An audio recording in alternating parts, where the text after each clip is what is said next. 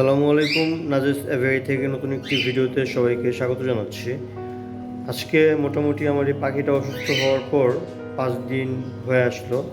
তো 5 দিন পরের আপডেট আপনাদেরকে যদি আজকে দেই তাহলে দেখেন, গত 4 দিন কিন্তু আমি কোনো ধরনের ওর খাবার কোনো ভিডিও নিতে পারিনি। গতকালকে একটু খাইছিল, এটুকু আমি আপনাদেরকে বলছিলাম। আজকে কিন্তু মাশাল্লাহ ওই পুরোপুরি একটু খাচ্ছে। তবে গতকালকের তুলনায় বা অসুস্থ হওয়ার পর আজকেই প্রথম একটু দেখলাম যে সামনাসামনি এরকম খাচ্ছে। আর এটাই হচ্ছে সবচেয়ে বড় ভালো লাগার ব্যাপার, যে না, পাখিটা যে কন্ডিশনে চলে গেছিলো ওই জায়গার থেকে আবার নতুন করে রিকভারি হয়ে আসতেছে। এটাই হচ্ছে মানে মেইন একটা খুশির ব্যাপার। তো যাই হোক, প্রতিদিন এর মতোই আজকেও কিন্তু ওকে আমি ওই যে 2+টা আর অ্যামোরিসটা, এই দুইটি ওষুধই ওরে দিচ্ছি। আজকে এই নিয়ে ওর 3 দিন হলো, 3 দিন চলতেছে ওষুধ দিতেছি। তো আরও এরকম 4 দিন মানে ওকে ওষুধটা করাবো, মানে কোর্সটা করাবো।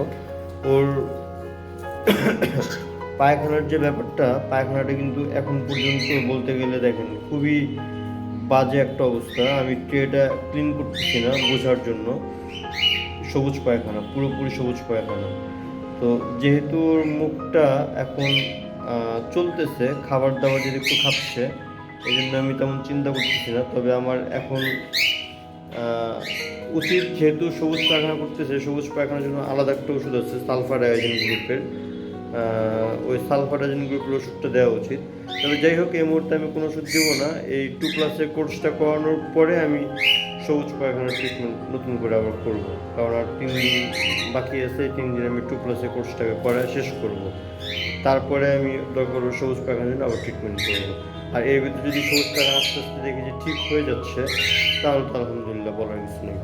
আর বাকি যে পাখিগুলো অসুস্থ ছিল এগুলো মোটামুটি বাথরুম ঠিক হয়ে আসতেছে। তো ঠান্ডার সমস্যা থেকে বাথরুমের সমস্যাটা হয়েছিল।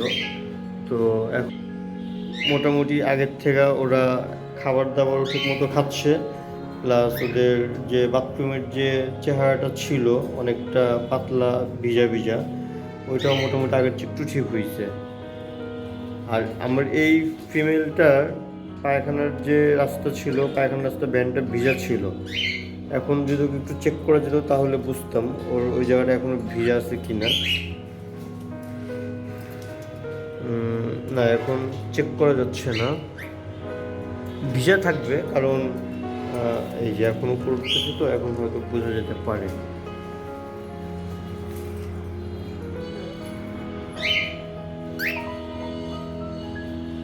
হ্যাঁ, ভিজা আছে, কিন্তু আগের থেকে অনেকটা কম, অনেকটা শুকিয়ে আসছে। আর আজকে 3 দিন পর আমি আমার পাখিদেরকে সফট ফুড দিয়েছি। 3 দিন পর, যেহেতু একটা সমস্যা চলতেছিল, আর এই সমস্যার জন্য কিন্তু আমি টোটালি সফট ফুড দেওয়াটা বন্ধ করে দিয়েছিলাম। তো আজকে যেহেতু দেখতেছি যে না, মোটামুটি গরমও পড়ছে, তো ওই জন্য চিন্তা করলাম সফট ফুড দিই। আর একটা ব্যাপার, এখানে 2টা পাখি নামছে, দেখি ডিম পাড়ছে কয়টা।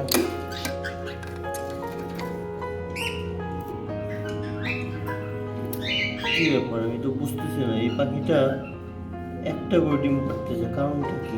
এর আগে এক ডিম পারলো, এবারও আবার এক ডিম পারলো, ওটার সমস্যাটা কি হচ্ছে? এটা তো বড় একটা ভাবার বিষয়। কিছুদিন আগে আপনার সাথে শেয়ার করছিলাম, এই পাখিটা কিন্তু এক ডিম পাড়ছিল, এই জন্য কিন্তু আমি ডিমটাকে ফেলে দিচ্ছি 10 দিন পর। আবার ডিম জমেও নি। তখন একটা কারণ ছিল, ওর বাচ্চা ছিল তাই। কিন্তু এখন বাচ্চা বড় হয়ে গেছে, বাচ্চা আলাদা করে ফেলছি, ডিমটাও ফেলে দিচ্ছি। নতুন করে 10 দিন পর আবার ডিমও পারলো, কিন্তু ডিম আবারও সেই একটা ডিম পারছে। এই এক ডিম পারছে আরও না হলে 5 দিন আগে। এই 3 বোঝাচ্ছই আবারও এই একই কাজ করতেছে, ডিম মনে হয় পারবে না। যাই হোক, এটা সমস্যাটা আসলে বুঝতেছি না, এটা আসলে কেন এমন করতেছে।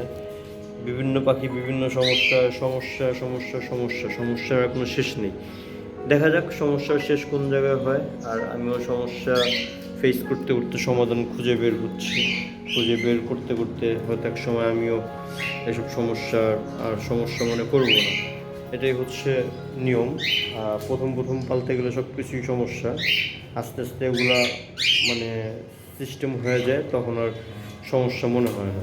তবে যাই হোক, আমার এই পাখিটা, মেল পাখিটা খুবই বেশি অসুস্থ ছিল। ওর এখন একটু অ্যাক্টিভিটিস মোটামুটি মাশাআল্লাহ ঠিকঠাক লাগতেছে।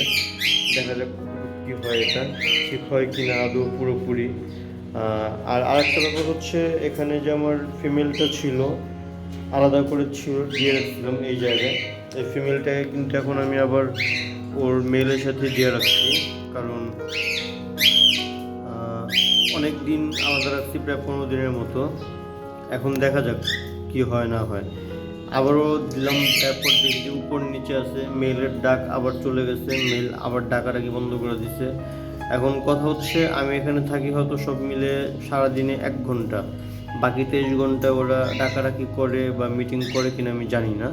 তবে এখন আর আমি আগের মতো এই সফট ফুডের বাটিগুলো ভিতরে রাখি না, সব বাহিরে রেখে দিই। কোনো কেজের ভিতরে সফট ফুডের বাটি থাকে না, সব বাহিরে থাকে। তো আজকের মতো ভিডিওটা বড় করব না, এই ছিল আজকের মতো মোটামুটি আমার এভরি আপডেট। তো যারা এখনও চ্যানেলটিকে সাবস্ক্রাইব করেনি, অবশ্যই চ্যানেলটিকে সাবস্ক্রাইব করে হয়ে যাবে নাজিস ফুড গার্ডেন অ্যান্ড পেটসের ফ্যামিলি মেম্বার। সবাইকে ভিডিওটি দেখার জন্য অসংখ্য অসংখ্য ধন্যবাদ।